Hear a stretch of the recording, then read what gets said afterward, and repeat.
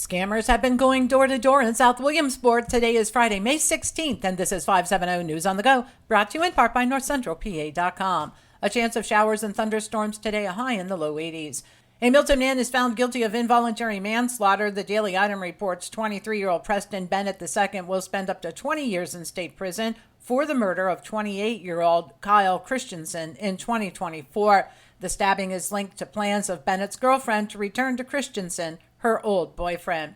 On Tuesday evening, the Lycoming Regional Police received information about a potential threat at the Jersey Shore High School involving a firearm. Several students provided consistent accounts of a student displaying what appeared to be a handgun on school grounds earlier in the day and making vague threats. That individual in question was identified as an 18-year-old 11th grader. Authorities also recovered a BB handgun during a visit at the student's home later in the evening. The accused student will now face misdemeanor charges for possessing a firearm on school property and making terroristic threats.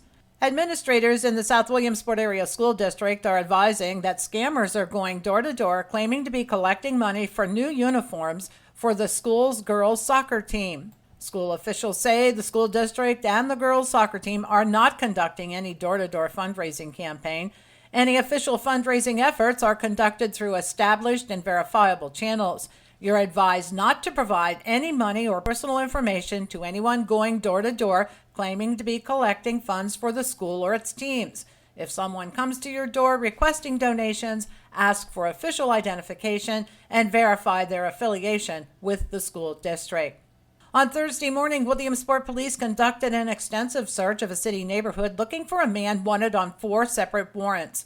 The Sun-Gazette reports the search in the 1500 block of Mount Carmel Street involved city police and additional law enforcement officers, a police dog, and the use of a drone. The suspect eluded capture, and it's believed he may have run into the vast Wildwood Cemetery.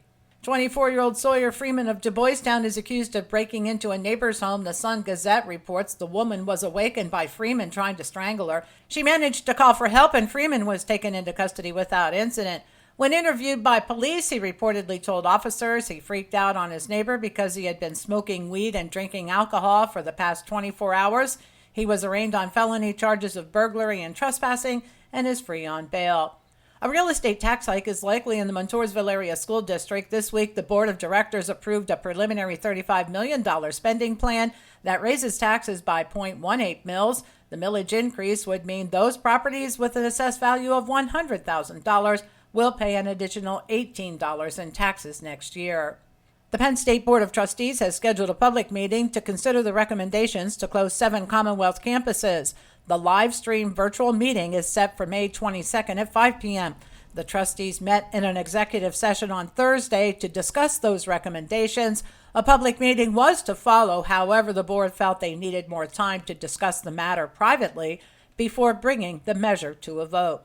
The state police at Troop F, the Montoursville Barracks, will be out in full force over the Memorial Day holiday weekend.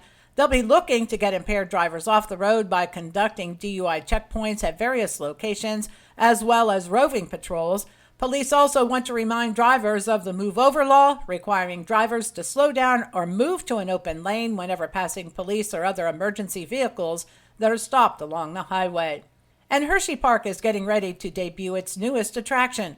The Twizzler Twisted Gravity, the park's screaming swing-type ride, will open May 24th. The swing will take riders 137 feet into the air with top speeds of 68 miles an hour. It will be the tallest ride of its kind in the world. For the latest in news and events, head on over to NorthCentralPA.com. I'm Liz Brady, and you're up to date with 570 News on the Go.